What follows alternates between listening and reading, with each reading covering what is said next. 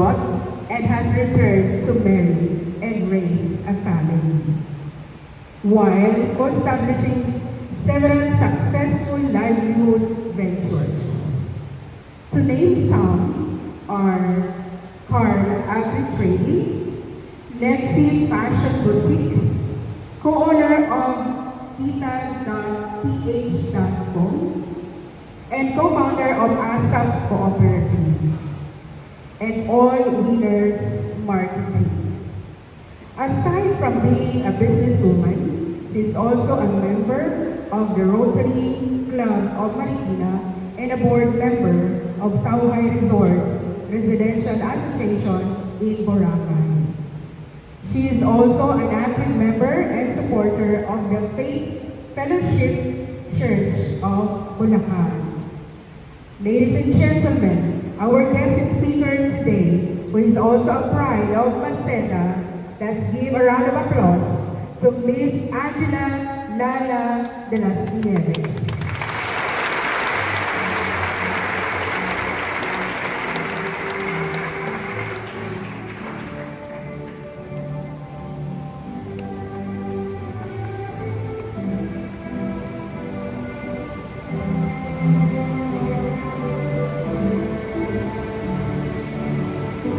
Good morning po. Thank you po, Ma'am Castro, for a wonderful introduction.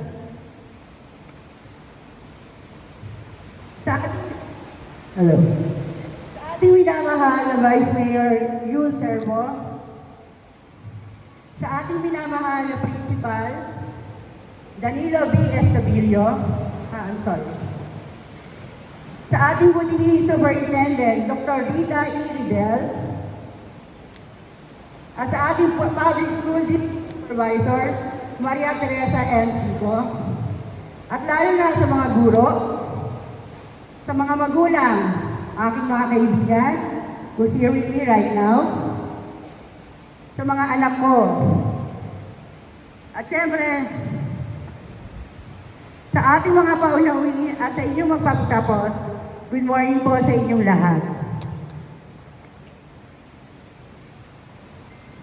Matinding kasiyahan at naramdaman ko ang inyong napilipan ng dangal. Ang araw na ito, sa pagkatapos ng mag-aaral ng taong 2023-2024. Bago ko simulan ang aking talumpati, nais ko munang magbalikin ng maligayang pagtatapos ang mag-aaral sa aking takpan. Sapagkat ang tapos na kita, ang isang napakalalit gusto sa kanilang buhay pag-aaral. Ang abusang ito at ang mga diploma inyong matatanggap ang magsisilbing katibayan na inyong nagpasan at ang pagtagumpayan ang pagsubok na inyong inahat niyo ng junior high school. Nakamit na ninyo ang kalaman.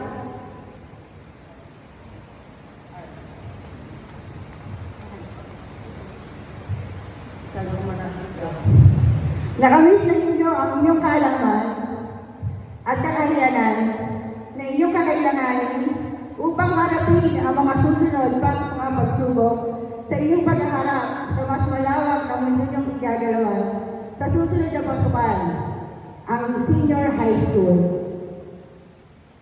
Nais ko'y batiin ang mga magulang ng mga magsisipagtapos ngayong araw na ito. Inanin na ninyo ang bunga ng inyong paghihirap at sakripisyo. Isang napakalaking bahagi ng inyong ginampanan ang paghubog ng mga batang ito mula sa kanilang kapanganakan hanggang sa kalusuyan. Bululo, pasensya na. Lastly, congratulations sa ating mga magulang. Palakpakan niyo ang mga magulang niyo. Thank you, parents. Ganyan tinuha ko yung araw. My story. Last month, nag-message sa akin si Ma'am Timbresa. Ang sabi niya sa akin, ihawak ang kailangan ko ng tulong. So, nag-isip naman po ako, ano po ba yung tulong ang kailangan sa akin ni Ma'am? Although active naman po ako lagi sa Masela. Sabi ko po kay Ma'am, good morning po. Sabi niya, anak, kailangan ko ng speaker sa graduation. So nag-iisip po ako, nahihiya po ako, ma'am, ano po ang gagawin ko? Ang sabi po sa akin ni ma'am, ay sus, anak, kayang-kaya mo yun. So, kinabahan naman po talaga ako. Sabi ko sa sarili ko, kaya ko ba talaga? Kakapala na lang po ng mukha yun.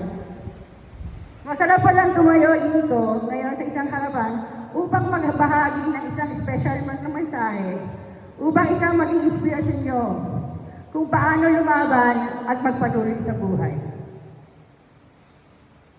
Nung bata ba ako, katulad nyo din ako mag-aaral, kasi ilan nyo, makulit, masiyahin, at napaka-very cool na student. Hindi ho ako katulad ng mga student na matataas ng marka. To be honest, galing ho ako sa lower section. Kasama ko ang aking body since elementary. Bata pa lang po ako, matiskati na ho ako sa buhay. Nagtitinda ako ng kung ano, para yung magulang ko hindi na ho gumastos ng marami. Kasi 6 ho kaming nag-aaral sa Maseda. Nagtitinda ho ako ng bibingka. I don't know kung may alam yung bibingka ng kabataan ko. Nagtitinda kami ng bibingka. So yung bibingka ngayon, sasabihin ng mga tao, panisinalo sa upa. So ang ginagawa ko ho, yun ho ang ginawa kong promotion. Kaya sa umiyak ako, so magtitinda ako ng bibingka, sasabihin ko, ay bibingka, panisinalo sa upa. So bumibili naman po ang lahat. Hindi naman kami mahirap or mayaman, sakto lang po noong mga panahon na yun. It just happened na gusto kong makaipon para makabili ng mga pati. Kasi ako si AD officer ako since first year high school. Actually, Maseda ho ako magmula elementary hanggang high school. Proud naman sila niyan. At saka hulong bata ako, kasi edad nyo rin mga anak. Mahilig ko akong dumiskate, bukod doon, mahilig ko akong magpalibre sa mga kaklase ko. Para ho makatipid. At lalo na sa mga teacher ko. I don't know if Mr. Manya is here. Ilang banana yun ho ang nalibre sa akin ng teacher ko yun. Si Mr. Manya. Ewan ko pa nalibre pa siya. Kasi kailangan kong bumili ng mga shoes, uniform, at yung mga ano pa. At dumating yung araw ng aming graduation, like you guys. Nagtatanong ko sa sarili ko, when I was there in your chair, iniisip ko, ano kaya ang pakiramdam na maging guest speaker? Alam niyo po ba yun, na parang sinabi ko talaga sa sarili ko, gusto ko rin maging ganyan someday. Actually, 33 years na po pala na graduate kami. Sabi ko, maging ganyan kaya ako someday. Which is my dream, and my dream come true. Andito ako sa inyong harapan. Nakakakaba po pala. And words are powerful po talaga. But then, when we graduated, marami din akong pagsubok na dumaan. Dumadating sa punto na kailangan ko umalis ng bansa para sa aking pamilya. Hanggang sa nagtrabaho ako sa abroad, tumayong breadwinner ng aming pamilya, hanggang nagkaroon ako ng sarili kong pamilya. At bumalik ako sa Pilipinas para tuparin ang pangarap ko sa aking pamilya. Nagsinumala lang ako sa saktong pamumuhay lang. Dahil galing na ako sa abroad, at may naipon naman ako kahit konti, papaano. Dahil nag-isip ako ano kaya ang business na pwede kong gawin. Kasi ang abroad kasi mahirap eh. If you went abroad, when you come back, napakahirap po magkaroon ng agad ng trabaho. So, nag-start ako ng business ng piggery. I have a piggery in Bulacan. That time, dire-diretso lang. But, when the things come, nagkaroon ho ng FND nung araw. I don't know kung yung mga kasiyat ko, alam niyo yung food and mouth disease. So, ayun, bumagsak. Ako pa rin po ay hindi sumuko sa mga problema. Mga alaga ako, nagkasakit. Lahat ng naipon ko, nawala. Kasi napakalaki ho talaga ng naging pumunang that time yun. So, siyempre ako, kailangan kong mag-isip, ano ba talaga ang pwede kong gawin sa buhay ko. Nagbenta ho ako ng mga kotse. Mga cars, house and lot, ultimi hollow block binibenta ko. Maski ano ho, basta legal. Doon nagtuloy-tuloy ang magandang buhay namin. Sa ngayon po, nasa agri-trading din po ako. Kung saan, isa ho akong farmer. Sa mga sa probinsya, kasi doon ho tayo nabubuhay sa mga farmer. Isa ho ako, proud to be a farmer.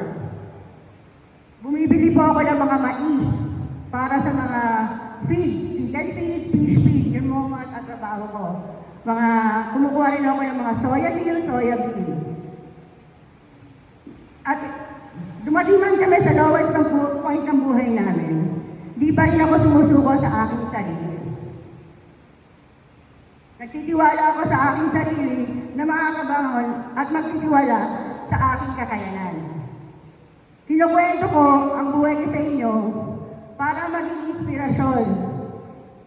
Sa tagahaking yung landas, panguli, mga anak, isa lang ang masasabi ko, di mahirap ang mangarap.